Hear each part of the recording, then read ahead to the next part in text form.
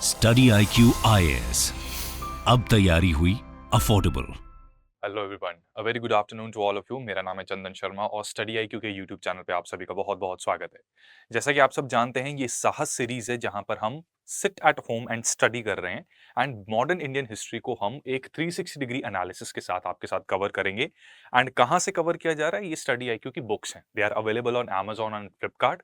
अगर पिछले लेसन आपने देख रखे हैं तो आपको उस बुक के बारे में ऑलरेडी काफी कुछ पता होगा। And I am very sure कि आप में से जो लोग इस बुक को रेफर करते हुए इन सेशंस को देख रहे हैं, आगे बढ़ रहे हैं, तो आप में काफी वैल्यू एडिशन भी हो रही होगी।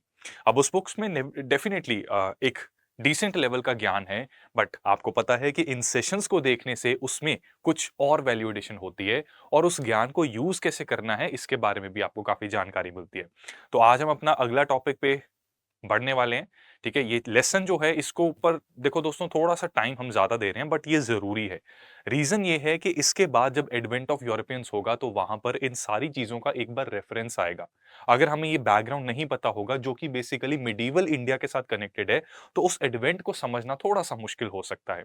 सो दैट इज द रीजन कि हम जो मिडीवल से मॉडर्न इंडिया की तरफ एक ट्रांजिशन है उसको आपके साथ कवर कर रहे हैं, और उसको इस प्रकार से कवर किया जा रहा है कि ये सारी चीजें आपकी लॉन्ग टर्म मेमोरी में डीप सीटेड हो जाएं। राइट, सो आज का हमारा टॉपिक रहेगा, हम जहां पर डिस्कस कर रहे हैं रिबेल स्टेट्स को, तो सिख किंगडम, सिख एम्पायर, ये भी मुगल्स के अंडर एक रिबेल स्टेट था जिन्होंने मुगल से इंडिपेंडेंट स्ट्रगल करके, पावर स्ट्रगल करके कई बैटल्स लड़ के हासिल की। ठीक है, तो ये डिस्कशन आज हमारी रहेगी। अगर हमने इस टॉपिक को समझना है दोस्तों, तो बेस्ट तरीका है किसी भी टॉपिक को समझने का कि हम उसको डिवाइड करें और उसके बाद उसे कॉन्कर करें। स्ट्रैटेजी सिर्फ अंग्रेज ही नहीं है, उनका कॉपीराइट नहीं है स्ट्रैटेजी के ऊपर। ये स्ट्रैटेजी हम भी फॉलो कर सकते हैं और समय पड़ने पर कोई भी कॉम्प्लिकेटेड चीज या कोई भी ऐसा पोर्शन किसी भी टॉपिक का, किसी भी सब्जेक्ट का, अगर आप उसको हिस्सों में डिवाइड कर दो और फिर हर एक हिस्से को एम्फसाइज दो, फोकस करो, तो वो आराम से हैंडल हो जाता है। ठीक है, तो यहां पर देखो हमने किस प्रकार से इस टॉपिक को समझना है। सबसे पहले हम सबसे बेसिक चीजें समझेंगे सिख रिलीजन की इमरजेंस से रिलेटेड। ठीक है, आप सब जानते हैं पंजाब रीजन में सिख रिलीजन की इमरजेंस हुई। राइट, और यहां पर सिख एज एन एम्पायर कैसे इंडिपेंडेंट हुआ मुगल्स की अथॉरिटी से, उसको हम डिस्कस कर रहे हैं। तो सिख एज अ रिलीजन कैसे आया, सिख कम्युनिटी इवॉल्व कैसे हुई, वो एस्पेक्ट्स हम समझेंगे। ठीक है, वो समझने जरूरी है, तभी हमें फिर ये चीज भी समझ लगेगी। इसके बाद रिलीजियस कम्युनिटी की तरह तो ये इमर्ज हो गई, लेकिन कैसे ये रिलीजियस कम्युनिटी एक पॉलिटिकल मिलिट्री फोर्स में कन्वर्ट हुई, इससे रिलेटेड कुछ बेसिक चीजें हम समझेंगे। उसके बाद ये पॉलिटिकल मिलिट्री फोर्स कन्फेडरेसी में क्या होती है, ऑर्गेनाइज होती है। जैसे कि राजपूत किंगडम्स अलग अलग कॉन्फेडरेसीज में इमर्ज हो रहे थे। मराठास का भी हमने जब देखा तो मराठास में भी वी अंडरस्टूड कि बेटर एडमिनिस्ट्रेशन के लिए, बेटर रेवेन्यू कलेक्शन के लिए मराठा कॉन्फेडरेसीज बनी थी। तो यहां पर भी सिख कॉन्फेडरेसीज का निर्माण हुआ और इनके अंडर पंजाब एक तरह से एक सॉवरन रूल के अंदर चल रहा है। ठीक है, तो ये कैसे हुआ, वी विल अंडरस्टैंड दिस। इसके बाद इनिशियली ये कॉन्फेडरेसी जो थी, इनका एक डेमोक्रेटिक कैरेक्टर था। We will see how this democratic character ultimately it got changed.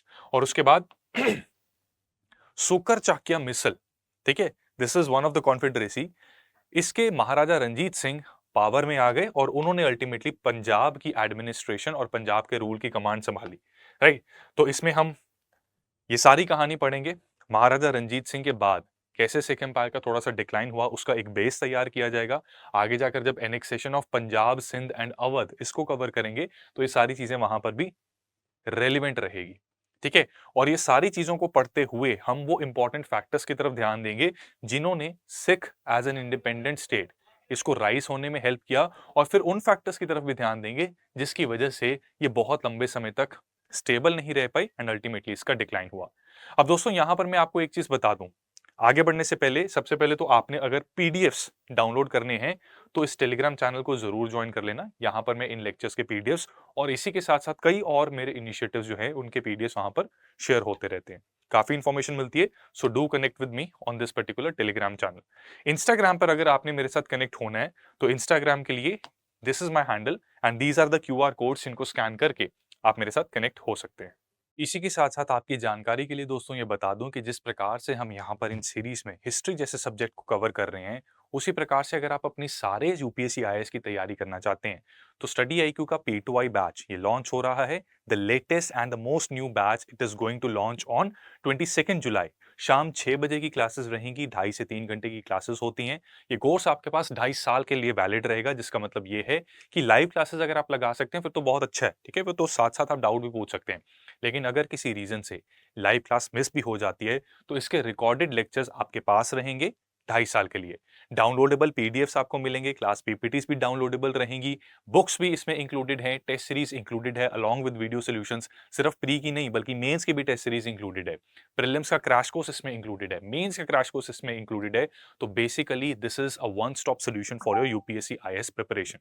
तो अगर आप एक अच्छी तैयारी करना चाहते हैं, तो आपको क्या करना है, इसमें एनरोल करके you have to basically ensure your selection. तो टाइमली इसमें एनरोल ज़रूर कर लें, ठीक है? तो this will be the scenario here and आप में से कई स्टूडेंट्स उन्होंने स्टडी आईक्यू का एनसीईआरटी बैच इसमें एनरोल किया था, right? So you have enrolled in NCERT. अब आपका अगर समय आ गया है और आपको लगता है that you are ready to take your preparation to the next level, तो drop a message here Telegram पर। वहां पर अपना स्टूडेंट आईडी और अपना रजिस्टर्ड मोबाइल नंबर बताना मत भूलना। I will help you out to upgrade to P2I, ठीक है? और उसमें हो सकता है आपको कुछ एडिशनल डिस्काउंट मिल जाए since you are already a user of study IQ, ठीक है? हैविंग सेड दैट, हम अपनी डिस्कशन को आगे बढ़ाते हैं। इसी के साथ ये फीचर्स हैं, ये पीडीएफ से आप रेफर कर सकते हैं, ठीक है? तो डिस्कशन को आगे बढ़ाते हुए सबसे पहले तो मैं आप सभी को एक प्रिकॉशन देना चाहूंगा। सी दोस्तों, भारत इतना विशाल देश है कि इसका इतिहास अगर हम डेप्थ में करने बैठ गए, उसका कोई अंत नहीं। ये जो टॉपिक है, ये यूपीएससी आईएएस के लिहाज से हम इसका एक ओवरव्यू लेते हैं, एक ब्रीफ लेते हैं। लेकिन अगर यहीं पर मैं स्टेट सिविल्स की बात करूंगा और उसमें पर्टिकुलरली पंजाब पीसीएस की बात की जाए, तो वहां पर क्या होता है, इसको काफी डिटेल में किया जाता है। इनफैक्ट मुझे याद है अपनी तैयारी के समय पर सिख हिस्ट्री के ऊपर मैंने एक बुक भी पढ़ी थी पंजाब पीसीएस की तैयारी के समय पर, राइट? तो डेप्थ में जाना, उसका कोई अंत नहीं। लेकिन हमने अपने एफर्ट्स को रैशनलाइज करना है, क्योंकि यूपीएससी आईएएस में इस टॉपिक में से बहुत उतनी डेप्थ में नहीं पूछी जाती चीजें, तो हमने इसको उतना ही कवर करना है जितना हमारे एग्जाम के लिए रिक्वायर्ड है। बिकॉज अदरवाइज हम बहुत ज्यादा लिंकेज बनाने बैठ गए तो सिलेबस कंप्लीट नहीं हो पाता। सिलेबस कंप्लीट नहीं होगा तो रिवाइज कब करोगे? और बिना रिवीजन के एग्जाम देना इतने अच्छे से वो सब पॉसिबल नहीं होगा, राइट? सो ब्रीफली समझते हैं कि क्या क्या डेवलपमेंट्स हुई जिसकी वजह से सिख एम्पायर इंडिपेंडेंट हो गया मुगल्स की अथॉरिटी से। सबसे पहले आप सब जानते हैं, अपनी बुक में ना एक चीज को करेक्ट कर देना। The state of Sikh was not founded by गुरु नानक देव जी, ठीक है? ये वहां पे थोड़ा सा गड़बड़ है।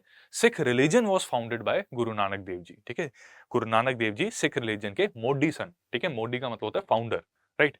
तो गुरु नानक देव जी ने सिख रिलीजन की फाउंडेशन ये इनिशिएट की, राइट? और इसके बाद एक गुरु सिस्टम इस रिलीजन में स्टार्ट हो गया। वी हैव 10 गुरुस जो ह्यूमनाइज्ड हैं, यानी कि ह्यूमन फॉर्म्स में 10 गुरु हैं। गुरु नानक देव जी सबसे पहले गुरु हैं, गुरु गोबिंद सिंह जी 10th गुरु हैं।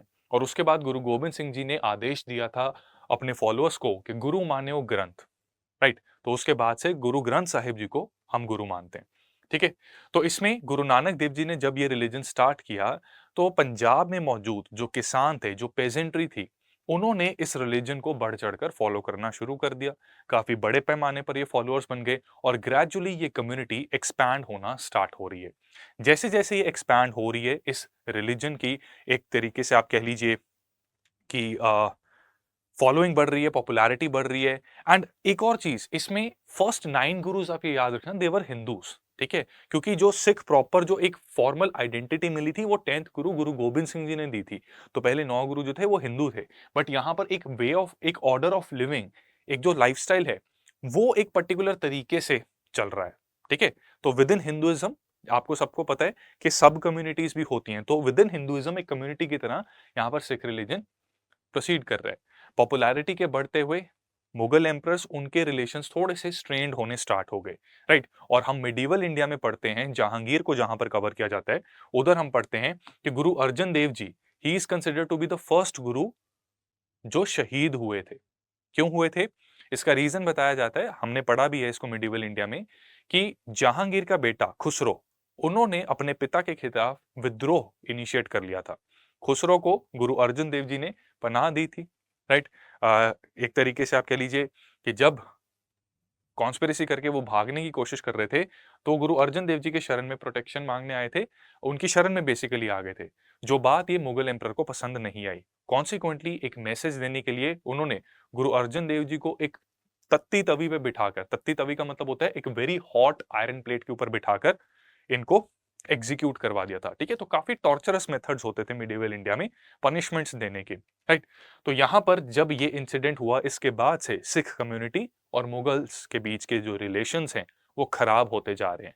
और अल्टीमेटली जो पीक आता है स्ट्रेन्ड रिलेशंस का, वो आता है औरंगजेब के टाइम पे, क्योंकि हम सब जानते हैं, हमने इस सीरीज की शुरुआत में भी यही पढ़ा था कि 1707 के बाद चीजें बदलनी शुरू होती हैं। और जो बाद में 1707 के जो बाद हुआ, ऐसा नहीं कि वो ओवरनाइट कुछ हो गया, उसके जो बीज हैं वो 1707 से काफी पहले बोने शुरू हो चुके थे। ठीक है, देवर सोन मच बिफोर 1707, जहां पर औरंगजेब ने अपनी इनटॉलरेंट पॉलिसीज के चलते लोगों के बीच में इतनी फ्रस्ट्रेशन पैदा कर दी कि अल्टीमेटली उनके देहांत के बाद मुगल सत्ता संभल नहीं पाई।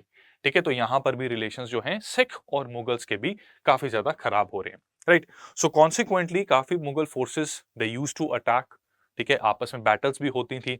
तो प्रोटेक्शन के लिए द फर्स्ट गुरु, पहले सबसे पहले सिख गुरु जिन्होंने सिख कम्युनिटी को एक मार्शल कम्युनिटी में कन्वर्ट किया, वो थे सिक्स्थ गुरु, गुरु हरगोबिंद जी। ठीक है, गुरु हरगोबिंद जी, इनसे एक मार्शल कम्युनिटी में Sikh forces, Sikh community convert होना स्टार्ट होगी। ठीक है, ये डिटेल में हम देखो, पंजाब पीसीएस की तैयारी करते वक्त हम ये डिटेल में करते हैं। यहाँ पर आपको केवल इतना पता होना चाहिए, कई बार लोगों को लगता है गुरु गोबिंद सिंह जी ने सिखों को एक मार्शल कम्युनिटी में कन्वर्ट किया, नहीं, उससे पहले शुरू हो गया था। जो प्रॉपर आइडेंटिटी है, ठीक है, वो 5 क, कंगा कड़ा केस करपान कच्चा, ये सारी 5 क, ये गुरु गोबिंद सिंह जी ने दिया था। ठीक है, उससे पहले हरगोबिंद जी ने मार्शल कम्युनिटी में ट्रांसफॉर्म करना स्टार्ट कर दिया था, राइट। फाइनली गुरु गोबिंद सिंह जी के अंडर 1699 में बैसाखी का दिन था, तो उन्होंने 5 प्यारे चुने, उनको अमृत छकाया और फॉर्मल आइडेंटिटी दी। ठीक है, वही फॉर्मल आइडेंटिटी है जो सिख कम्युनिटी के लोग आज भी फॉलो कर रहे हैं, राइट। तो यहां पर पॉलिटिकली और एक मिलिट्री फोर्स में कन्वर्ट हो गई सिख कौम। ठीक है, एक सोई हुई कौम को जगाया और वो अब खुद को मोबिलाइज कर सकती है, मुगल्स के खिलाफ लड़ भी सकती है। जो भी अत्याचार हो रहे हैं अंडर मुगल्स, उनका जवाब दिया जा सकता है, राइट। सो जब ये पॉलिटिकली और मिलिटरीली ऑर्गेनाइज हो गए, स्ट्रांग हो बन गए, इसके बाद इन्होंने कई वॉर्स वेज की अगेंस्ट औरंगजेब। ठीक है, तो ये है एक तरीके से एक ब्रीफ कि किस तरीके से सिख रिलीजन इमर्ज हुआ, ग्रेजुअली सिख सिख कम्युनिटी और मुगल्स के बीच में स्ट्रेन्ड रिलेशंस हुए, और उन्हीं स्ट्रेन्ड रिलेशंस के कारण खुद को प्रोटेक्ट करने के लिए Sikh community residing in Punjab ultimately transformed itself into a political and military force by the contributions of various gurus. ठीक है, ये मैं क्षमा चाहूंगा कि बहुत बड़े और बहुत रिच इतिहास को मुझे बहुत ब्रीफली यहां पर करवाना पड़ रहा है, लेकिन अगर आप डेप्थ में और डिटेल में करना चाहते हैं तो यू हैव योर फ्रीडम। ठीक है, तो अपने इंटरेस्ट के लिए आप और भी रिसोर्सेज को रेफर कर सकते हैं। इसके बाद गुरु गोबिंद सिंह जी की बात करते हैं। गुरु गोबिंद सिंह जी सिखों के लास्ट ह्यूमन गुरु थे, जिसके बाद गुरु ग्रंथ साहिब जी ये इनके गुरु बन गए, और आज भी सिख कम्युनिटी गुरु ग्रंथ साहिब जी को अपना गुरु मानती है। औरंगजेब की डेथ 1707 में हो गई। ठीक है, इसमें हम एक ये चीज भी पढ़ते हैं कि जाफरनामा, एक गुरु गोबिंद सिंह जी ने चिट्ठी लिखी थी औरंगजेब को। वो चिट्ठी में जो वाणी और जो शब्दों का एक तरीके से एक्सप्रेशन था, वो ऐसा स्ट्रॉन्ग एक्सप्रेशन था कि औरंगजेब उसे आत्मग्लानि होनी स्टार्ट हो गई थी। ठीक है, कई हिस्टोरियंस, कई रिसोर्सेज में ऐसा कहा जाता है कि वो चिट्ठी में इतने स्ट्रॉन्ग वर्डेड लेटर थी। ठीक है, एक पिता ने वो चिट्ठी लिखी थी जिनके चारों साहिबजादे वो शहीद हो गए थे, राइट। अपनी कम्युनिटी की रक्षा करने के लिए वो भी काफी स्ट्रगल कर रहे हैं, उनकी कम्युनिटी काफी स्ट्रगल कर रही है। और मुगल एम्परर जिसको चाहिए कि वो अगर वाकई ही एक कंट्री के एम्परर बनना चाहते हैं तो लोगों को जीतना चाहिए, वो सिर्फ लैंड जीत रहे हैं। तो यहाँ पर वो स्ट्रॉन्ग वर्डेड लेटर के चलते भी कहा जाता है, कई बार अक्सर इसको रिमार्क किया जाता है that Aurangzeb he died, right. इसके बाद औरंगजेब की डेथ के बाद गुरु गोबिंद सिंह जी, इन्होंने बहादुर शाह, जो अगले मुगल फिर एम्परर बने, बहादुर शाह वन, शाह आलम वन भी इनको कहते हैं, फर्स्ट लेक्चर में इनके बारे में हमने पढ़ा था, ही जॉइंड हिम, राइट। जिसका मतलब यह है कि औरंगजेब के देहांत के बाद मुगल एम्परर्स को हमने पढ़ा भी है कि अगर भारत पे राज करना है, भारत को कंसोलिडेट करके रखना है, so it is very important कि आप इसकी डाइवर्सिटी को समझें। एंड रिलीजियस इंटॉलरेंस जो भी करता है वो भारत पर राज नहीं कर पाता प्रॉपरली और इफेक्टिवली। ठीक है, तो इस वजह से बहादुर शाह की थोड़ी सी पॉलिसीज डिफरेंट थी। तो गुरु गोबिंद सिंह जी ने बहादुर शाह के साथ इनके थोड़े कॉर्डियल रिलेशंस भी हुए, एक मनसब की तरह भी इन्होंने सर्व किया, एक नोबल की तरह सर्व किया। हाउएवर यहाँ पर भी धोखा मिला। नांदेड़, ठीक है, जो कि महाराष्ट्र में है, नांदेड़ साहिब एक जगह भी है, रिलीजियस प्लेस भी है। 1608 में इनको धोखे से गुरु गोबिंद सिंह जी को एग्जीक्यूट करवा दिया जाता है, ठीक है? तो ये ज्योति जोत समा जाते हैं। 1608 में गुरु गोबिंद सिंह जब इस दुनिया में अब नहीं है, ठीक है? तो उनके बाद Banda Singh Bahadur, one of the most trusted disciple of Guru Gobind Singh ji, सिखों की लीडरशिप इनके पास चली जाती है और यहां से जो गुरु गोबिंद सिंह जी एक तरीके से पंजाब को कंसोलिडेट करना चाहते थे, एक सिख एम्पायर बनाना चाहते थे, वो रिस्पॉन्सिबिलिटी बंदा सिंह बहादुर ये अपने हाथों में ले लेते हैं। यानी कि गुरु गोबिंद सिंह जी के सपनों का पंजाब ही डिसाइड्स कि इसको फॉर्म करने में मैं अपनी कंट्रीब्यूशन करता हूं, राइट? तो इन्होंने काफी कुछ अपनी एक्टिविटीज की, काफी कुछ मेजर्स लिए, एक्शंस लिए, जिसके चलते यमुना से लेकर रावी तक, आप इंडिया का मैप आज जरूर देखिएगा। यमुना, इसमें वो दिल्ली के नॉर्थ की तरफ की यमुना की बात कर रहे हैं, ठीक है, उसका वेस्टर्न बैंक, वहां से लेकर रावी के बीच का एरिया कहा जाता है कि वो बंदा सिंह बहादुर के इन्फ्लुएंस के अंडर आ गया था, ठीक है, कि मतलब वहां पे एक स्ट्रॉन्ग होल्ड इनका बन चुका था। जितना एरिया इनके पास था, वहां पे जो ऑफिसर्स की अपॉइंटमेंट ये कर रहे हैं वो भी खुद कर रहे हैं। फौजदार हो गया, ठीक है, जो बेसिकली एक मिलिट्री कमांडर होता था एक पर्टिकुलर जिले का, राइट? फौजदार, एक पुलिस ऑफिसर भी आप कह सकते हो इसे। तो फौजदार वहां पर ये अपॉइंट करते थे। जो दीवान है, यानी कि रेवेन्यू कलेक्शन का जो काम है, वो जो अफसर है जो रेवेन्यू कलेक्ट करेगा, वो भी बंदा सिंह बहादुर खुद अपॉइंट कर रहे हैं। और कारदार, कारदार का मतलब होता है, कार मतलब काम, दार मतलब person who is doing that work, which means office bearer.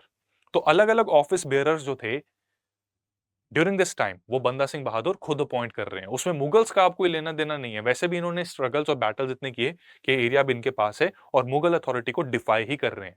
और क्योंकि गुरु गोबिंद सिंह जी को धोखे से मरवाया गया यहां पर, तो अगेन मुगल्स और सिख इनके रिलेशंस फिर से बहुत ज्यादा स्ट्रेन हो चुके हैं, ठीक है? तो यहां पर इन्होंने अपने सिक्के भी स्टार्ट कर दिए कि हम मुगल अथॉरिटी को नहीं, हम अपना सिक्का स्टार्ट करेंगे। और एक सील भी इनिशिएट की जिसको यूज करके ये रॉयल फरमान, यानी कि अपने ऑर्डर्स ये पास करते थे, राइट?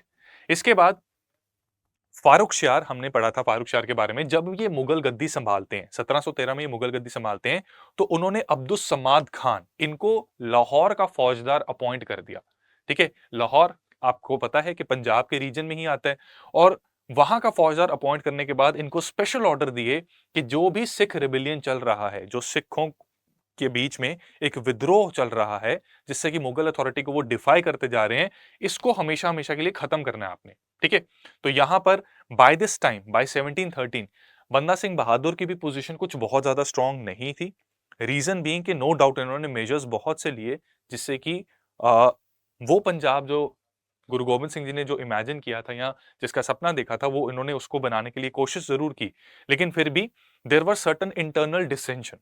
इंटरनल डिसेंशन का मतलब है कि कुछ पर्टिकुलर कम्युनिटी के लोग ऐसे थे जिनको लगता था कि शायद बंदा सिंह बहादुर बहुत ज्यादा डिक्टेटोरियल टेंडेंसीज को फॉलो ना करना शुरू कर दें, ठीक है? तो उस डिसेंट की वजह से उनकी position to some extent weak थी। कॉन्सिक्वेंटली 1715 में 1715 में there is a place in Punjab called Gurdaspur, ठीक है? गुरदासपुर नाम की एक जगह है, वहां पर एक विलेज है गुरदास नंगल, राइट? सो वहां पर अब्दुस समाद की फौज, वो बंदा सिंह बहादुर और उनके साथियों को घेर लेते हैं, जहां पर उन्हें सरेंडर करना पड़ता है, ठीक है? Even my father belongs to Gurdaspur district, right? तो 1715 में बंदा सिंह बहादुर को जब घेर लिया जाता है, इनकी कम्युनिटी को घेर लिया जाता है, सो कॉन्सिक्वेंटली व्हाट हैपेंस कि इन्हें सरेंडर करना पड़ता है, right? So he is taken to Delhi along with his close followers. और वहां पर मार्च 1716 में बहुत ज्यादा ब्रूटल तरीके के साथ इनको एग्जीक्यूट करवा दिया जाता है। And his death, it gives a severe setback to the territorial ambitions of the Sikhs. And temporarily सिखों की पावर यहां पर डिक्लाइन होना शुरू हो जाती है। जो एक समय पर सिख रिलीजन जिस तरीके से इमर्ज हो रहा है, जैसे वो मार्शल कम्युनिटी बना, उसके बाद बंदा सिंह बहादुर की लीडरशिप के अंडर एक एम्पायर बनने की कगार पर है, वहां पर आफ्टर बंदा सिंह बहादुर एक सेटबैक यहां पर जरूर लगता है। अब यहां पर क्या हो रहा है कि सिखों को यह पता लग गया है कि मुगल सल्तनत एक तरह से उनकी फेवर की बात नहीं करेगी कभी भी, या उनको सपोर्ट नहीं करेगी। मुगल सल्तनत यही चाहेगी कि पंजाब का जो रीजन है, rich in soil and everything, ठीक है, रिच सॉइल है, एग्रीकल्चर अच्छा है, तो वो पोर्शन इनके पास आ जाए। तो यहां पर अब अपनी जमीन को, अपने रिलीजन को, अपनी कम्युनिटी को डिफेंड करने के लिए they will organize themselves so that they can rebel Mughal authority in a much efficient way. So let us see कि उसके लिए ये लोग क्या करते हैं। ठीक है, अब यहां पर खुद तो ये कुछ एक्शंस ले ही रहे हैं, लेकिन उसके साथ साथ कुछ और फैक्टर्स भी हैं जिनके इंटरप्ले की वजह से basically six they get an opportunity. ठीक है, 1765 से लेके 1800 तक इनको एक अपॉर्चुनिटी मिलती है जिसमें कि ये खुद को ऑर्गेनाइज इस प्रकार से करें कि ये एक सॉवरेन प्रोविंस बन सके। ठीक है, तो इसमें जो फैक्टर्स हैं वो यही है कि देखो, नो डाउट मुगल एम्परर्स अभी भी सेंट्रल अथॉरिटी थे, but with every passing emperor, ठीक है, ग्रेजुअली टाइम बाय टाइम के मोहम्मद शाह रंगीला के टाइम पे क्या हुआ था एक्सेट्रा एक्सेट्रा, उसके बाद ये सारी चीजें क्या कर रही हैं, मुगल अथॉरिटी को डिक्लाइन कर रही हैं। ठीक है, और मुगल अथॉरिटी डिक्लाइन हो रही है। मुगल अथॉरिटी जो सेंट्रल अथॉरिटी थी वो किसके दम पे थी, अपनी फोर्सेस के दम पे, और अपने जो नोबल्स जो उनकी अथॉरिटी को एक्सेप्ट करते थे। अब विद इन नोबल्स भी क्या हो रहा है, बिकरिंग हो रही है। हर नोबल चाहता है कि मेरे पास बेटर जगीर आए, मेरे पास फर्टाइल लैंड आए, मेरे को ज्यादा रेवेन्यू मिले, तो ये वीक होता जा रहा है। ठीक है, ये वीक होना ही सबसे बड़ा कारण है जिसकी वजह से इंडिपेंडेंट स्टेट्स इमर्ज भी हुई थी। Right, so this is the most critical reason and most important factor behind the reemergence of Sikhs after Banda Singh बहादुर। ठीक है, इसके बाद जो पर्शियन अफगान इन्वेजन हुई थी, नादिर शाह की, अहमद शाह अब्दाली की, उन्होंने भी क्या किया, उन्होंने मुगल्स तो देखो खुद से ही कमजोर हो रहे थे और मुगल्स को इन इन्वेजन से भी कमजोर किया ही। अब मुगल जब कमजोर हो रहे थे उस टाइम पर एक alternate power Marathas, they were filling the political vacuum at the central level. लेकिन जब 1761 की थर्ड बैटल ऑफ पानीपत हुई, हम सब ने उसको पिछले लेक्चर में कवर किया था, तो यहां पर आप क्लियरली देख सकते हैं कि क्या हुआ था। जब 1761 की थर्ड बैटल ऑफ पानीपत हुई, तो जो मराठास जो पंजाब के रीजन तक पहुंच गए थे अपनी अथॉरिटी को एस्टैब्लिश करने के लिए, and even they were posing a challenge to Sikh to establish their own sovereign state, तो वहां पर इनके वीक होने से भी पंजाब को, सिख कम्युनिटी को एक जगह मिली, एक स्पेस मिली, जिससे कि वो खुद को रिजुविनेट करके दोबारा एक एम्पायर स्थापित कर सकें। ठीक है, तो ये इन्वेजन्स ने भी कहीं ना कहीं दे बिकेम अ कॉज। ठीक है, और यहां पर इन इन्वेजन्स के चलते, मुगल्स के चलते और मराठा के वीक होने के चलते सिख कम्युनिटी को ये रियलाइज हो गया था कि अगर हमने खुद को स्ट्रांगली ऑर्गेनाइज नहीं किया तो क्या होगा, या तो मुगल्स परेशान करेंगे, ठीक है, या फिर इन्वेडर्स आकर हमारे थ्रू इंडिया में आगे उन्होंने इन्वेजन करनी है, तो सबसे फ्रंटियर पर हम ही है। राइट, तो इसलिए इनको ऑर्गेनाइज करना काफी जरूरी था। ठीक है, और जो प्रोविंशियल एडमिनिस्ट्रेशन चल रही थी, प्रोविंशियल एडमिनिस्ट्रेशन ऑफ पंजाब, उसमें भी काफी ज्यादा प्रॉब्लम्स आ रही थी, जिसका मतलब है कि मुगल्स जो गवर्नर अपना अपॉइंट कर रहे हैं, that person was not able to have a strong grip over this particular region. ठीक है, सो अल्टीमेटली क्या होता है कि ये खुद को ऑर्गेनाइज करेंगे। अब let us see that how they are going to organize themselves. Right, so अपने आप को स्ट्रांगली ऑर्गेनाइज करने के लिए ये खुद को एक मोबिलाइज बैंड्स में ग्रुप बनाते थे। मोबिलाइज बैंड्स का ग्रुप का मतलब ये है कि जैसे एक गांव है, गांव में सबसे स्ट्रांग हट्टे कट्टे नौजवान, ठीक है, ये 10-15 का लेट से ग्रुप है, या अराउंड 100 टू 150 का ग्रुप है कुछ। ठीक है, तो ये मोबिलाइज हो सकते हैं कि जरूरत पड़ने पर जहां पे इनको प्रोटेक्शन देने के लिए जाना है, अगर कोई बैटल हो रही है और अपने कम्युनिटी को डिफेंड करने के लिए इनको जाना है, तो ये जाएंगे। तो इन बैंड्स को कहा जाता था जत्थास। ठीक है, these bands were called as jathas. इनके लीडर को कहा जाता था जत्थेदार। ठीक है, jathedar was the leader and jathas was this group of young strong martial Sikhs. ठीक है, जिसका मतलब है वो फाइट करने की कैपेबिलिटी उनमें होती थी। राइट, इसके बाद बहुत सारे ये जत्थे, ठीक है, अलग अलग जत्थे, ये रीग्रुप होते हैं। ठीक है, they get regroup and they organise themselves into 12 misl. ठीक है, तो कॉन्फेडरेसीज बन जाती हैं। उसके बारे में आपको एक्सप्लेन अभी करता हूं, पहले इस चीज को समझते हैं। ठीक है, कि कंबाइंड फोर्सेस जो हैं, खुद को मीसल में इन्होंने बना लिया, और 12 मीसल की कंबाइंड फोर्सेस जो हैं, आई होप ये समझ लग रहा है। अच्छा, थोड़ी सी डाउट आ रही है मुझे लगता है किसी को। ठीक है, let me explain in a much simpler way. ठीक है, let me explain in a much simpler way. देखो, दिस इज द लीडर, ठीक है, and let's say this is the border. Border के इस तरफ क्या है, सिख कम्युनिटी रहती है। ठीक है, Sikh community is living towards the west of the border. यहां पे ये क्या है, ठीक है, लेट्स से ये इन्वेडर्स हैं, ये इनके तीर कमान है, ये पकड़ के आ रहे हैं। ठीक है, ये इन्वेडर्स हैं, राइट। अब इस लीडर के पीछे छोटा ग्रुप है एक, कि अगर छोटी मोटी फौज है तो उनके साथ ये अकेले ही लड़ सकते हैं, राइट। लेकिन जब बड़ा कोई खतरा, संकट कम्युनिटी के ऊपर आ रहा है, कौम के ऊपर बड़ा संकट कोई आ रहा है, तो वहां पर इनको ऑर्गेनाइज करना पड़ेगा। ठीक है, तो क्या हो रहा है, लेट्स से ये नॉर्थ वेस्ट में एक ग्रुप है, ठीक है, नॉर्थ वेस्ट में ये ग्रुप नंबर 1 है, एक ग्रुप नंबर 2 भी है, ठीक है, उसमें भी there are soldiers and a leader, ठीक है। एक ग्रुप नंबर 3 है, वहां पे भी leader and soldiers, right. Similarly north east में भी ऐसे है, साउथ में भी ऐसे है, राइट। तो अपने अपने रीजन्स को ये प्रोटेक्ट कर सकते हैं और अपने अपने सब रीजन्स को भी ये प्रोटेक्ट कर पा रहे हैं। लेकिन अब इन्होंने क्या कहा है कि अपने आप को एफिशिएंटली ऑर्गेनाइज करने के लिए इन्होंने क्या कहा कि नॉर्थ वेस्ट का एक मिसल बनाते हैं, ठीक है। एग्जाम्पल दे रहा हूं, ये बिल्कुल वर्ड टू वर्ड ना पढ़ने बैठ जाना। एक मिसल बनाते हैं, उस मिसल में क्या किया कि नॉर्थ वेस्ट रीजन में ये जो तीनों जत्थे हैं ये एक साथ हो गए और ये क्या बन गया, लेट्स से ये सुकर चाक्या, ठीक है, एक आगे भी पढ़ेंगे, सुकर चाक्या मिसल ये बन गया, ठीक है। तो अब इनके पास काफी बड़ी आर्मी है, राइट, और इस मिसल का एक लीडर है, let's say the name of that leader is Maha Singh, ठीक है। ये पंजाबी में लिखा है, हिंदी में ऐसे लिखेंगे, ठीक है, Maha Singh is the leader, right. अब इसी तरह से नॉर्थ ईस्ट में भी ऐसे एक मिसल बन गया, साउथ में मिसल बन गया, एंड टोटल पूरा का पूरा पंजाब रीजन, जो आज के समय में पाकिस्तान के पंजाब के भी रीजन जहां पे इंक्लूड हो जाएंगे, वहां पर क्या बन गए, टोटल 12 मिसल बन गए।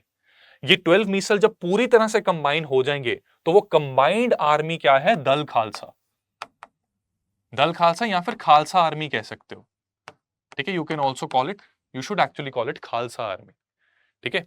खालसा आर्मी, खालसा मतलब प्योर, राइट। तो जब गुरु गोबिंद सिंह जी ने सिख रिलीजन एक तरीके से उसको अपनी कंटेम्पररी आइडेंटिटी दी थी, तो खालसा वर्ड, खालसा पंथ की साजना हुई थी, तो खालसा का मतलब है प्योर, ठीक है। तो यहां पर jathas, jathas, multiple jathas, they organise themselves into misls, and multiple misls, इनकी कंबाइंड फोर्स को कहेंगे the Khalsa army, the grand army, ठीक है। अब ये पूरी की पूरी जो अलग अलग मिसल्स की पूरी बॉडी है, ये कहां पे मिलती है, बैसाखी और दिवाली के दिन मिलते थे ये, इंपॉर्टेंट डिसीजंस लेने के लिए, और इन इंपॉर्टेंट डिसीजंस को बड़ी डेमोक्रेटिक तरीके से रेजोल्यूशंस की फॉर्म में पास किया जाता था। तो इन रेजोल्यूशंस को कहा जाता था गुरमत, ठीक है। गुरमत यानी कि जब माना जा रहा है कि हम गुरु के ही एक तरीके से उन्हीं के बच्चे हैं, हम सब ने कंबाइंड एक डिसीजन लिया है, अब ये डिसीजन हो सकता है हम में से कुछ को पसंद आए, हो सकता है ना आए, पर ये अब डिसीजन पूरी पंथ ने, पूरी कौम ने लिया है, कौम के हित के लिए लिया है। तो this is no shorter, this is nothing short of being the order of your guru. तो इसलिए गुरुमत, मत होता ना आदेश, तो वो गुरुमत इसको कहते थे, ठीक है। इसी के साथ साथ इन्होंने एक सिस्टम स्टार्ट किया जिसको कहते थे राखी। राखी इन पंजाबी एक्चुअली मींस प्रोटेक्शन। तो इसमें क्या होता था कि जो कल्टीवेटर्स हैं, खासकर ये जो बॉर्डर एरिया के कल्टीवेटर्स होते थे, they were mostly troubled by the invaders और द मुगल्स, राइट। तो इन कल्टीवेटर्स को प्रोटेक्ट करने के लिए इन्होंने एक सिस्टम स्टार्ट किया कि आप अपने प्रोड्यूस का 20% हिस्सा हमें दीजिए, हम आपको उसके बदले प्रोटेक्शन करेंगे, कोई भी आके आपको परेशान नहीं करेगा, ठीक है, आपकी जमीन इस पर ऐसे कब्जा नहीं करेगा, राइट। तो ये सिस्टम्स इन्होंने स्टार्ट किए थे, राइट। अब जहां तक मीसल की बात है, ठीक है, तो मीसल में ऐसा था कि इनिशियली आप यहां पर जो पढ़ा है, आपकी टेक्स्ट बुक में भी दे रखा है, इसको पढ़ के आप क्लियरली समझ सकते हैं कि इनिशियली ये डेमोक्रेटिक तरीके से ऑपरेट करते थे, एक प्रिंसिपल ऑफ इक्वालिटी यहां पर ऑपरेट करता था, जिसका मतलब ये था कि सभी के पास बराबरी का अधिकार है, बराबरी की आवाज है सबकी, ठीक है। जब भी हमने कोई बड़ा डिसीजन लेना है तो सभी लोगों की जो डिसीजंस हैं, सभी लोगों के जो एक्सप्रेशन है, फ्रीडम ऑफ एक्सप्रेशन, उसको कंसिडर किया जा रहा है। इवन इन मिसल के जो सरदार होते थे, हेड होते थे, चीफ होते थे, वो भी डेमोक्रेटिक तरीके से एक तरीके से सिलेक्ट किए जाते थे to some extent, right. But gradually क्या हुआ, things started to change. Before telling you about how things started to change, these are the list of some important misl. ये 12 मिसल हैं, ठीक है, सारे मिसल यहां पर दे रखे हैं, 12 मिसल हुआ करते थे टोटल। इनमें से वो मिसल, वो कन्फेडरेसीज ऑफ सिख रिलीजन, ठीक है, सिख एम्पायर की वो कन्फेडरेसीज जो सबसे स्ट्रांग हो गई, वो ये हैं, भांगी, आलूवालिया, रामगढ़िया, सुकर चाकिया, ठीक है। और महाराजा रंजीत सिंह का जब रेफरेंस आएगा तो ही बिलोंग टू सुकर चाकिया मिसल, ठीक है। हमने राजपूताना में भी किया था ना कि इट वाज बेसिकली कन्फेडरेसी, ठीक है। इवन मराठास के बीच में किया था, क्या किया था, सिंधियाज ऑफ, बताओ, सिंधियाज ऑफ ग्वालियर, पेशवाज ऑफ पूना, ठीक है, होलकर्स ऑफ इंदौर एटसेट्रा, ये क्या थे, कॉन्फेडरेसी थे। उसी तरह यहाँ पर 12 कॉन्फेडरेसी है, ठीक है। अब इसके बाद जब मिसल्स में एक डेमोक्रेटिक कैरेक्टर का डिक्लाइन होना स्टार्ट हो गया तो सिस्टम क्या है, वो डिसेंट्रलाइज चलता था, ठीक है। कोई सेंट्रल अथॉरिटी नहीं है। सेंट्रल अथॉरिटी जब नहीं होती तो क्या होता है, जो भी हमारे एक रीजन है वो लूजली ऑर्गेनाइज्ड है, कभी भी कुछ भी हो सकता है, तो वो आने वाले खतरे को इतना इफेक्टिवली टैकल नहीं कर पाएगा। आप खुद सोचिए, अगर भारत की जो इंटरनली स्टेट्स हैं इनकी आपस में ना बने, कल को भगवान ना करे कि कभी कोई इन्वेजन हो गई चाइना की या पाकिस्तान की, और जरूरत पड़ी कि सभी स्टेट्स यूनाइट होकर अगर फाइट करें, तो अगर स्टेट्स की आपस में नहीं बनेगी तो गड़बड़ हो सकती है। और यही चीज हम annexation of India by Europeans इसमें भी पढ़ेंगे कि क्योंकि इंडिया में कई सारी पावर्स थी। आप देख सकते हो कि मराठास भी हैं वहां पे, हैदराबाद के नवाब हैं, बंगाल के नवाब हैं, हैदराबाद के निजाम हैं, कर्नाटक के नवाब हैं। तो ये क्या है, अलग अलग पावर्स हैं, कंसोलिडेटेड नहीं है। तो इसने एक फॉरेन पावर को वो जगह दी जिससे कि वो एनेक्स कर सके, right. So this is the problem. तो यहां पर भी पंजाब में ये दिक्कत आ रही है, ठीक है। तो ग्रेजुअली क्या हुआ कि पहले तो ऐसा होता था कि कोई भी कॉन्फेडरेसी अगर कोई न्यू टेरिटरी कॉन्कर करती थी तो उस टेरिटरी को अपने मेंबर्स में डिवाइड किया जाता था, ठीक है।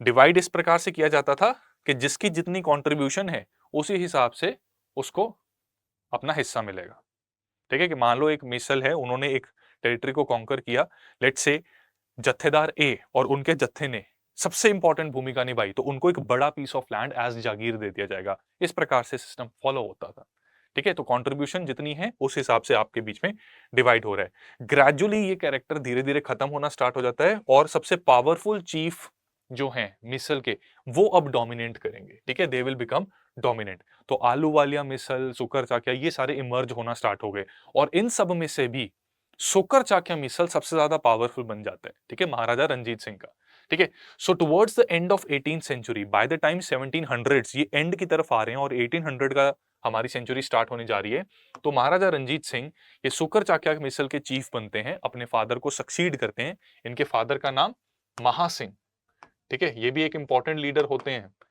सुकर चाकिया मिसल के, ठीक है। So he rises into prominence, बहुत ही स्ट्रॉन्ग और एक करेजियस सोल्जर है, right.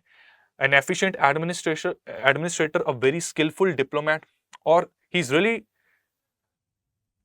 Ambitious in terms of what, किस चीज को लेके एम्बिशियस है, to make Sikh state more centralized, more strong, more consolidated.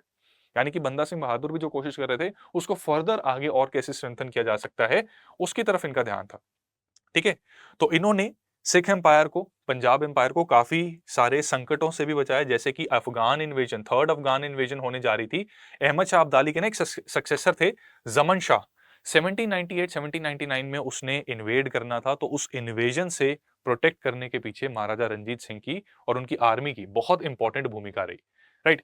इसी के साथ साथ इन्होंने लाहौर को 1799 में अपनी टेरिटरी का पार्ट बनाया, जो कि आप सब जानते हैं कि बाद में जाकर लाहौर पंजाब की कैपिटल भी बनी, है ना। अमृतसर 1802 में ये इसका पार्ट बन गया पंजाब का, राइट।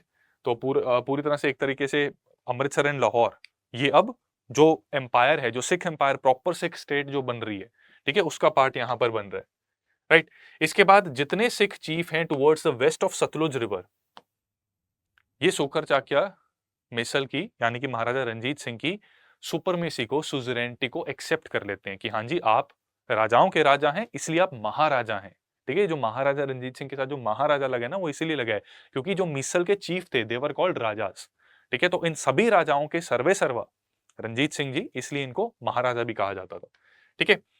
सो सतलुज के पश्चिम में सभी सिख चीफ्स ये इनकी सुजरेनिटी को एक्सेप्ट करते हैं, इनका कंट्रोल वहां पर एस्टैब्लिश होता है, तो यहां पर Punjab as a kingdom emerge हो जाता है। एंड लेटर कश्मीर, पेशावर, मुल्तान भी, ये भी पंजाब की टेरिटरी का एक इंपॉर्टेंट पार्ट बन जाता है, राइट।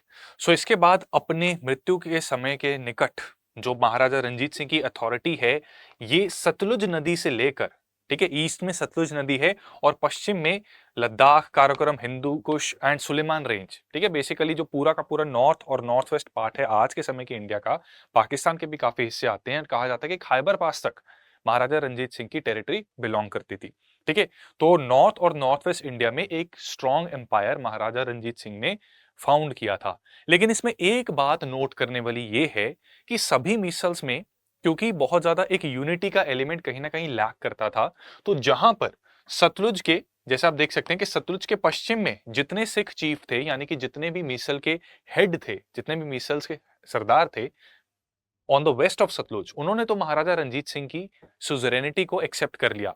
लेकिन सतलुज के साउथ, ठीक है, सतलुज के साउथ में कुछ ऐसे किंगडम्स थे, सिख किंगडम्स थे, छोटे छोटे किंगडम्स थे ये, जो कि महाराजा रंजीत सिंह की एक्सपेंशन नहीं चाहते थे और अपनी सॉवरेनिटी को बेसिकली सरेंडर नहीं करना चाहते थे to Maharaja Ranjit Singh. So consequently वो ब्रिटिश की हेल्प लेते हैं और अंग्रेजों के साथ महाराजा रंजीत सिंह की एक ट्रीटी साइन होती है इन 1809। This is called treaty of Amritsar. अब महाराजा रंजीत सिंह के समय तक, जब तक वो जीवित थे, तब तक अंग्रेजों को पता था कि पंगा ले नहीं सकते। ठीक है, Khalsa army was so strong कि अगर अंग्रेज कुछ कोशिश करते टू इन्वेड पंजाब तो नहीं टिक पाना था, क्योंकि लीडरशिप अच्छी खासी थी और कहीं ना कहीं पंजाब स्टेट उस समय काफी स्ट्रांग था। राइट, सो सतलुज के साउथ की कुछ स्टेट्स इन्होंने अंग्रेजों के साथ जो समझौता एक तरीके से करवाया, तो वो ट्रीटी ऑफ अमृतसर में कुछ इस प्रकार की संधि हुई between British and between Punjab, that is Maharaja Ranjit Singh, that अंग्रेजों ने कहा कि जहां तक नॉर्थ ऑफ सतलुज की बात है, वहां पे आप ही सर्वे सर्वा हैं, आप ही का सिक्का चलेगा। ठीक है, सतलुज नदी के नॉर्थ में Maharaja Ranjit Singh is the sole sovereign ruler of Punjab. लेकिन सतलुज स्टेट्स जो साउथ में एग्जिस्ट करती हैं, यानी कि इनको सिस सतलुज स्टेट्स भी कहा जाता है। ठीक है, द सिस सतलुज स्टेट्स ये कौन सी हैं? कैथल, पटियाला, जींद, थानेसर, मलेरकोटला एंड फरीदकोट। ठीक है, ये स्टेट्स जो हैं यहां पर इंग्लिश अपना कंट्रोल एस्टैब्लिश करना चाहते थे और हम देख सकते हैं कि आगे जाकर, ठीक है, as you will see, even towards the independence Patiala रियासत थी एक। ठीक है, पटियाला एक रियासत थी, इवन मलेरकोटला भी अलग से एक रियासत की तरह एग्जिस्ट कर रही थी। छोटा सा थे ना, काफी सारे 545 राज रजवाड़े थे, उनमें से एक पटियाला भी था। क्यों? क्योंकि इन्होंने अंग्रेजों के अंडर ये हो गए थे। ठीक है, इन्होंने अंग्रेजों की सुजरेनिटी को एक्सेप्ट कर लिया था और महाराजा रंजीत सिंह का जो पंजाब था, वो इनकी डेथ के बाद अंग्रेजों ने उसको एनेक्स कर लिया। इसलिए वो वाला पंजाब प्रोविंस जो है वो प्रेसिडेंसी प्रोविंस की तरह बना था। और ये जो हैं कैथल, पटियाला, थानेसर एटसेट्रा, ये सारे क्या थे? ये प्रिंसली स्टेट्स थे। ये आगे जाके मॉडर्न इंडिया को जब हम करेंगे, तब दो अलग अलग तरह के प्रोविंसेस थे विद इन ब्रिटिश एम्पायर, उसके बारे में हम स्टडी करेंगे। ठीक है, तो प्रिंसली स्टेट्स अलग थी और ब्रिटिश इंडियन टेरिटरीज वो अलग थी। तो महाराजा रंजीत सिंह के काफी बड़ा पोर्शन जो पंजाब का था वो ब्रिटिश इंडिया की टेरिटरी बन गया और ये प्रिंसली स्टेट्स बन गए। ठीक है, और इस ट्रीटी के जरिए, हालांकि इन्होंने प्रिटेंड तो किया कि हम बहुत अच्छे फ्रेंड्स हैं महाराजा रंजीत सिंह के और हम उनको एक सॉवरेन रूलर मान रहे हैं towards north of Sutlej, but actual intentions जो अंग्रेजों की थी वो ये थी कि ये साउथवर्ड एक्सपेंशन नहीं चाहते। They do not want southward expansion of Maharaja Ranjit Singh empire. Right, so along with these developments, now it's important for us कि हम महाराजा रंजीत सिंह के कुछ एडमिनिस्ट्रेटिव एस्पेक्ट समझ लें। इन एडमिनिस्ट्रेशन की कुछ इंपॉर्टेंट चीजें हैं, कुछ यानी कि स्ट्रॉन्ग चीजें हैं, थोड़ी सी वीक चीजें भी हैं। इसका लिंक आगे जाकर जब पंजाब की एनेक्सेशन की बात होगी उसके साथ भी बनेगा। So let us cover it up here as well. ठीक है, तो यहां पर अगर हमने एडमिनिस्ट्रेशन को समझना है तो हम चार हिस्सों में डिवाइड कर सकते हैं। रेवेन्यू किस तरह से मैनेज होता था, मिलिट्री कैसे मैनेज थी, रिलीजन को लेकर क्या पॉलिसी फॉलो करते थे, और इनकी ओवरऑल एडमिनिस्ट्रेशन में कुछ शॉर्टकमिंग्स क्या थी जिसने आगे जाके पंजाब के लिए एक प्रॉब्लम क्रिएट की। राइट, सो रेवेन्यू एडमिनिस्ट्रेशन की जहां तक बात है, तो इन्होंने बेसिकली बहुत ज्यादा चेंजेस नहीं इंट्रोड्यूस किए। जो मुगल एम्पायर के टाइम पर जो सिस्टम फॉलो हो रहा था उसको बहुत ज्यादा चेंज नहीं किया। हाँ, हुआ ये कि जो सिख चीफ थे, ठीक है, जो पुराने सिख चीफ थे, उनको बड़े बड़े जमींदारों और जागीरदारों में ट्रांसफॉर्म कर दिया। ऑब्वियसली अब हमने जब कोई वॉर या बैटल लड़नी है और हमें मोबिलाइज करने हैं ट्रूप्स, तो उनका जो जत्थेदार हैं, ठीक है, उनको या तो सैलरी दी जाएगी या फिर क्या दिया जाएगा? एक लैंड दिया जाएगा। उस लैंड की उपज से वो अपनी सैलरी डिडक्ट करेंगे और रिमेनिंग हिस्सा महाराजा को दे देंगे। तो ये सिस्टम फॉलो होता था। तो कई सारे जो चीफ हैं, ठीक है, लीडर्स हैं सिखों के, सिख कम्युनिटी के, सिख जत्थों के, ठीक है, जत्थेदार जो हैं, उनको जमींदार और जागीरदारों में ट्रांसफॉर्म किया गया था। ठीक है, and that was necessary to ensure कि टाइमली मोबिलाइजेशन हो सके आर्मी की। इसी के साथ साथ जैसा मैंने आपको बताया कि सिस्टम में, रेवेन्यू कलेक्शन के सिस्टम में बहुत ज्यादा चेंज नहीं किया। हाँ, लैंड रेवेन्यू जो था उसका अमाउंट कैसे कैलकुलेट करते थे कि कितना एक लगान आपको देना पड़ेगा कि जितनी आपकी उपज है उसका लगभग 50% जो है वो स्टेट का है। कि आपने मान लो 1000 क्विंटल गेहूं उत्पन्न की है, उसमें से फिर 500 क्विंटल जो है उसका प्राइस जो है वो स्टेट के पास जाएगा। ट्रेड ऑन कॉमर्स काफी ज्यादा फ्लरिश किया था पंजाब में। आप सबको पता है कि वेस्टर्न वर्ल्ड के साथ अगर लैंड रूट से हमने कमोडिटीज को पहुंचाना है अरब पेनिनसुला में, यूरोप की तरफ, या so on and so fourth, तो पंजाब से होकर निकलेगा। तो यहां पर महाराजा रंजीत सिंह ने ट्रेड को बड़े ही आराम से इंश्योर किया कि वो फ्लो होता रहे। तो इस वजह से बदले में यहाँ पर कुछ कस्टम ड्यूटी जो थी वो भी मिलती थी, तो इसलिए पंजाब काफी प्रॉस्पर भी किया।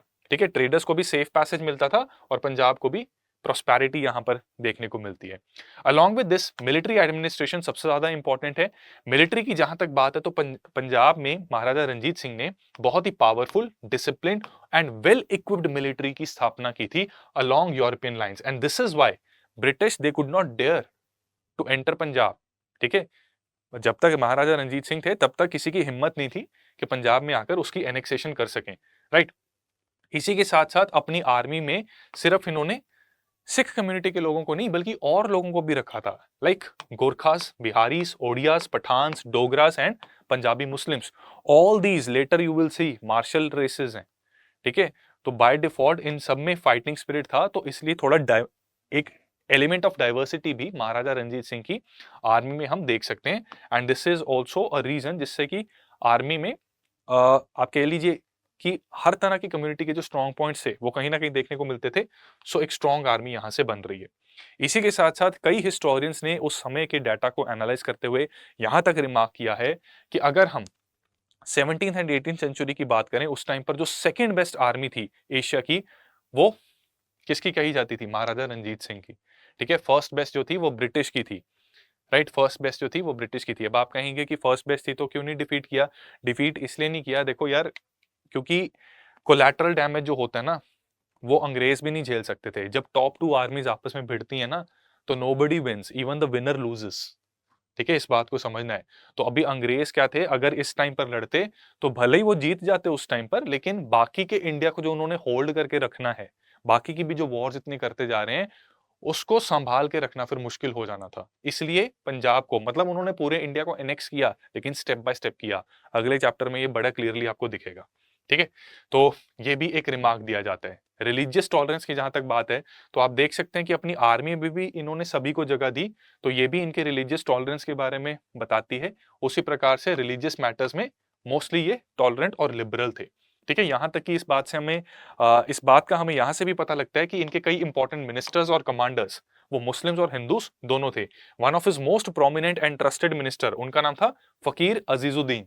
ठीक है, तो ये मुस्लिम कम्युनिटी को बिलोंग करते थे। और इनके जो फाइनेंस मिनिस्टर थे वो थे Dewan Dinanath, who was a Hindu. ठीक है, तो रिलीजियस टॉलरेंस भी हमें यहां से पता लगती है। अब इनके एम्पायर की शॉर्टकमिंग्स भी थी। शॉर्टकमिंग्स दरअसल ये थी, शॉर्टकमिंग्स ये थी कि इन्होंने ना अपने रेन के, जब इनका शासन खत्म होने वाला था, जब इनकी मृत्यु होने जा रही थी, तब इन्होंने एक ट्राईपार्टीट ट्रीटी साइन की 1838 में। ये ट्राईपार्टीट ट्रीटी 3 लोगों के बीच साइन हुई, ब्रिटिश, महाराजा रंजीत सिंह और शाह शुजा। ठीक है, शाह शुजा। शाह शुजा को बेसिकली ब्रिटिश चाहते थे कि ये अफगानिस्तान का रूलर बने। दोस्त मोहम्मद खान का रूल चल रहा था अफगानिस्तान में। ब्रिटिश अफगानिस्तान में अपना एजेंट बिठा के अफगानिस्तान को कैप्चर करना चाहते थे इनडायरेक्टली, शाह शुजा के थ्रू। ठीक है, तो इन्होंने इस ट्रीटी के जरिए क्या किया कि ब्रिटिश को पंजाब के बीचों बीच से गुजरने का एक सेफ पैसेज मिल गया कि अफगानिस्तान में शाह शुजा बिठाना है, और वहां पर अगर इन्हें ब्रिटिश ट्रूप्स की जरूरत पड़ती है तो वो पंजाब के बीच में से उनको एक पैसेज मिलेगा, वो वहां पर जा सकते हैं। ठीक है, तो ये ट्राईपार्टीट ट्रीटी कहीं ना कहीं एक कारण बनी आगे जाकर, जिससे कि ब्रिटिश ने पंजाब के इंटरनल अफेयर्स में भी हस्तक्षेप करना शुरू कर दिया एंड अल्टीमेटली पंजाब को एनेक्स कर लिया। ठीक है, दूसरी चीज यहां पर एक गलती ये हुई कि आप देख सकते हैं कि कन्फेडरेसीज थी सिख एम्पायर में। देयर वर डिफरेंट कन्फेडरेसीज, मीसल्स जिनको कहते थे। इन मीसल्स में बहुत ज्यादा स्ट्रॉन्ग यूनिटी नहीं थी। बहुत से मीसल्स ने महाराजा रंजीत सिंह की सुजरेनिटी को एक्सेप्ट कर लिया, लेकिन सवाल यह बनता था कि महाराजा रंजीत सिंह के बाद क्या।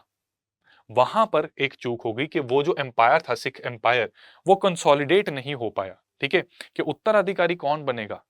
एब्सेंस ऑफ लीडरशिप के टाइम पर अगली लीडरशिप किसके पास जाएगी, वहां पर ये गलती आ गई, ठीक है, वहां पर ये एक शॉर्टकमिंग आ गई, right. So the entire Punjab it was very loosely held together, और after Maharaja Ranjit Singh it could not remain strong enough to absorb different attacks by British, ठीक है।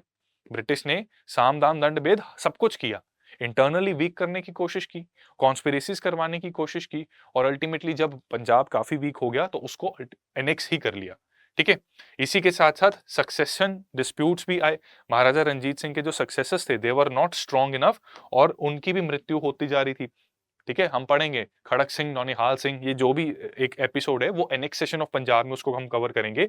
तो पावर स्ट्रगल जो थे उनके चलते भी अंग्रेजों को बहुत इजी अपॉर्चुनिटी मिली जिससे कि वो पंजाब को एनेक्स कर सकें। सो ये थी स्टोरी पंजाब के राइज की। इसके फॉल की स्टोरी हम आगे करेंगे, ठीक है। We will cover the story of the fall of Punjab in the upcoming sessions, जहां पर हम annexation of India by Europeans में जब ब्रिटिश पंजाब सिंध अवध इनको जैसे कैप्चर करते हैं उसकी कहानी मैं बताऊंगा। वहां पर बहुत इंटरेस्टिंग तरीके से महारानी जींद कौर कौन थी, उनका क्या रोल रहा था, खड़क सिंह, नौनिहाल सिंह, ठीक है, ये सब कुछ हम बहुत डिटेल में करेंगे। So stay tuned with these sessions and the series, ठीक है। स्टेट सिविल सर्विसेज की जो तैयारी कर रहे हैं लोग, उनको मैं एक बात बताना चाहूंगा कि देखो हमने एक नया कोर्स लॉन्च किया है बिहार और उत्तर प्रदेश सिविल सर्विसेज के लिए। आप में से बहुत से लोग यूपीएससी के साथ साथ स्टेट्स की तैयारी कर रहे हैं, अगर नहीं कर रहे तो मैं जेन्युइनली सजेस्ट करूंगा दोस्तों कि आप जरूर करें, क्योंकि देखो यूपीएससी नो डाउट सही एग्जाम है, ठीक है, लेकिन कंपटीशन बहुत टफ है। आप स्टेट पीसीएस या स्टेट पब्लिक सर्विस कमीशंस अगर इनके एग्जाम देते हैं, ठीक है, तो आपके पास एक ऑल्टरनेट आता है और लॉ ऑफ एवरेज वहां पर काम करता है। लॉ ऑफ एवरेज ये कहता है कि आपने एक अटेम्प्ट दिया या आपने कोई ट्राई किया, कुछ एक पर्टिकुलर चीज को ट्राई किया, लेट्स से एक बॉल है, उसको आपने एक होल के अंदर डालना है, तो you have given an attempt. तो जितने ज्यादा आप अटेम्प्ट होंगे आपके उतने ज्यादा चांसेस होंगे कि आपसे बॉल वो जाएगी जाएगी जहां भेजना है उसे, ठीक है। यहाँ धनुष जहां लगाना है वो तीर लगेगा ही लगेगा। तो आप क्या कर सकते हैं इसके लिए, आपके पास एक तरीका तो है कि यूपीएससी के ही अटेम्प्ट बहुत दे दो, पर ये तो लिमिटेड है। इसके साथ साथ दूसरे एग्जाम्स के अटेम्प्ट्स भी दे दो, ठीक है। तो उसमें स्टेट सिविल सर्विसेज ये बेस्ट ऑप्शन बनती है, क्योंकि जो लोग स्टेट सिविल सर्विसेज में यंग एज में सिलेक्ट होते हैं, ट्रस्ट मी गाइस, 32 साल या 33 साल की उम्र में यूपीएससी क्रैक हो पा रहा है, और अगर 21, 22 या 23 साल की उम्र में स्टेट पीसीएस क्रैक हो रहा है, बहुत ज्यादा डिफरेंस नहीं है। ये यंग एज में अगर आप पीसीएस क्लियर करते हैं तो अल्टीमेटली आईएएस या आईपीएस रैंक मिल जाता है, ठीक है। तो इस वजह से स्टेट्स जो बिहार और यूपी के बच्चे हैं उनके लिए हमने कोर्स इंट्रोड्यूस किया है। Do check out the details of this course in the description, वहां पर लिंक्स हैं, और इसमें एनरोल कीजिए। एनरोल करने के लिए सीएस लाइव कोड आपको यूज करना है, उससे आपको मैक्सिमम डिस्काउंट मिल जाएगा, विच इज ₹15,000, ठीक है। 15,000 में आप इस कोर्स में एनरोल कर सकते हैं। इसकी क्लासेस देखो 15 जुलाई से स्टार्ट हो रही हैं, और शाम 6 बजे का ये बैच रहने वाला है, ठीक है। तो इसमें मेंटरशिप एवरीथिंग सारा कुछ इंक्लूडेड है, तो काफी हेल्प इसमें आपको मिल सकती है। चलिए कुछ क्वेश्चंस करते हैं, मुझे कमेंट्स में इसके आंसर जरूर बताइएगा। आपको ये पेयर्स दे रखे हैं और आपने करेक्ट पेयर आइडेंटिफाई करने हैं। लेफ्ट साइड पर कुछ डिटेल्स हैं, राइट साइड पर बताया है कि वो कौन से गुरु जी के साथ लिंक्ड है। Founder of Sikh religion Guru Nanak Dev ji, this is true pair. First martyr among Sikhs किनको कहा जाता है, गुरु अर्जन देव जी को, ये भी ट्रू है। Six transformed into warring community for the first time, गुरु गोबिंद सिंह जी, ये ट्रू है, नो, ये गुरु हरगोबिंद जी के अंडर हुआ था, ठीक है। गुरु गोबिंद सिंह जी ने इनको खालसा पंथ की साधना की थी, ठीक है। वॉरिंग कम्युनिटी में ट्रांसफॉर्मेशन उससे पहले होनी शुरू हो गई थी, तो गुरु हरगोबिंद जी उसके साथ एसोसिएटेड हैं। तो यहां पर ये फॉल्स है, two pairs they are correctly matched, हमारा आंसर बन जाएगा ऑप्शन बी, ठीक है। एक और क्वेश्चन करते हैं, आइडेंटिफाई द करेक्ट स्टेटमेंट, ठीक है, the correct statement in context of Banda Bahadur. The leadership of Sikhs came under him after the martyrdom of Guru Gobind Singh ji, के जब गुरु गोबिंद सिंह जी ज्योति ज्योत समा गए थे तो सिक्स के लीडर बंदा बहादुर बने थे, तो दिस इज ट्रू, ठीक है। लीडर कहा है, गुरु नहीं कहा, ये ध्यान रखना, ठीक है, क्योंकि गुरु ग्रंथ साहिब जी जो गुरु गोबिंद सिंह जी कह के गए थे कि गुरु मान्यो ग्रंथ, ठीक है, तो गुरु ग्रंथ साहिब जी वो गुरु हैं, आज भी गुरु हैं, ठीक है। He was defeated by Abdul Samad Khan and had to surrender. This is true. Farooq share के समय पर उन्होंने अब्दुल समाद खान को ये उत्तरदायित्व दिया था कि आप पंजाब में जो सिख रिबिलियन चल रहा है उसको सबड्यू करें, ठीक है, वो गुरदासपुर डिस्ट्रिक्ट और गुरुदास नंगल यहाँ पर जो इंसिडेंट हुआ था विलेज में, वो सब कुछ हमने अभी डिस्कस किया है। तो this statement is true. He minted new coins and started his own seal to issue orders, even this is true. ठीक है, so all statements are true. ठीक है, all the statements are true. So हमारा answer जो बनेगा वो बनेगा option C. ठीक है, सारी स्टेटमेंट्स ट्रू हैं, option C is the answer. Which of the following best describe the term misl in context of medieval history of Punjab. ठीक है, मिडीवल हिस्ट्री ऑफ इंडिया ऐसा भी अगर आ जाता है तो मिसल ये पंजाब के कॉन्टेक्स्ट में यूज किया जाता है, और मिडीवल टू मॉडर्न ट्रांसफॉर्मेशन जो हमारी चल रही है उसमें इसका अक्सर वर्णन मिल जाता है। तो ये ऑप्शन कह रही है a misl was a unit of land meant for efficient revenue administration. False. Maysal was an administrative officer responsible for making accurate maps।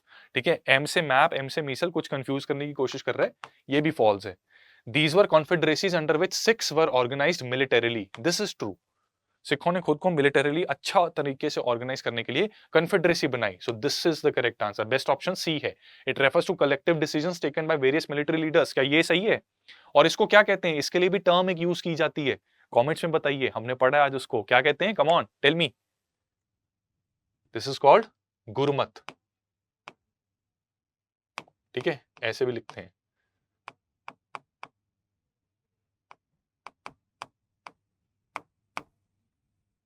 ठीक है, गुरमत कहा जाता है जो डिसीजन लिए जाते थे। ठीक है, so C is the correct answer. अगले क्वेश्चन पे चलते हैं। To which of the following misl did Maharaja Ranjit Singh belong to? Very easy question, Sukerchakia. ठीक है, सुकर चाकिया मिसल को बिलोंग करते थे। Identify the correct statement in context of Maharaja Ranjit Singh. Zaman Shah's invasion was repelled efficiently by him in 1798 to 1799। This is true. इन सालों में जमन शाह ने इन्वेजन करने की कोशिश की, उसको सबड्यू कर दिया गया था। He captured Lahore in 1799 which was later turn into his capital. Again true. Maharaja Ranjit Singh ji की कैपिटल लाहौर थी, और पंजाब, ठीक है, जो बाद में अंग्रेजों ने भी एनेक्स कर लिया था, उसकी भी कैपिटल लाहौर थी। पार्टीशन के बाद लाहौर पाकिस्तान को चला गया, तो पंजाब, ईस्टर्न पंजाब, इंडिया के पास जो पंजाब है, उसकी न्यू कैपिटल बनानी पड़ी, जो कहां बनी? चंडीगढ़ में। ठीक है, सो this is true. With Tripartite Treaty of 1838, British recognized Ranjit Singh as sole sovereign ruler of Punjab। Is this true? No। Tripartite Treaty का पर्पस और था। ये किस ट्रीटी की बात की जा रही है? This is treaty of Amritsar. ठीक है, 1809 की। यहां पर नॉर्थ ऑफ सतलुज में sovereign ruler, sole sovereign ruler of Punjab Ranjit Singh ji को मान लिया गया था, महाराजा रंजीत सिंह जी को। ठीक है, तो दिस स्टेटमेंट इज फॉल्स। पहली दो स्टेटमेंट ट्रू हैं। हमारा आंसर क्या बन जाएगा यहां पर? Option B. ठीक है, first two are correct, third is wrong, option B becomes correct answer. ठीक है जी, चलो। अब दोस्तों, उम्मीद करता हूं कि आज का सेशन आपको अच्छा लगा। अब यार बात वही है कि ये डिटेल में इतना जा सकते हैं हम कि हम पंजाब हिस्ट्री खोल के पूरी बैठ जाएंगे। ठीक है, बट हमारे एग्जाम की जहां तक बात है, जितना हमने की है it's more than sufficient, right. और फर्दर डिटेल जो डायरेक्टली आपको एग्जाम में हेल्प करेगा वो हम करेंगे एनेक्सेशन ऑफ इंडिया में। ठीक है, so till then revise this topic. Revision के लिए अगर आपको पीडीएफ चाहिए तो इस टेलीग्राम चैनल को, again I am telling you, join this Telegram channel, follow me on Instagram here. ठीक है, and see you soon in the next session. And yes, for the courses and to get the maximum discount, code जो आपने use करना है वो है CS Live। And अगर आप में से कोई ऑलरेडी स्टडी IQ का स्टूडेंट है, मान लीजिए आपने NCERT लिया था, ठीक है, या मान लीजिए कोई और कोर्स लिया था and now you want P2I, right, so you might be eligible for some additional discount. तो उसके लिए टेलीग्राम पर मुझे एक मैसेज ड्रॉप कर दीजिए @HELLOCHANDAN पर। ठीक है, हेलो चंदन, यहां पर मैसेज ड्रॉप करना। आई ट्राई माय बेस्ट, अगर कुछ एक्स्ट्रा डिस्काउंट मिलता है तो you will be given that. ठीक है, हैविंग सेड दैट, आज के सेशन को यहां पर वाइंड अप करते हैं। Wish you all the best friends, मिलते हैं जल्दी। Thank you so much. Study IQ IAS, अब तैयारी हुई अफोर्डेबल।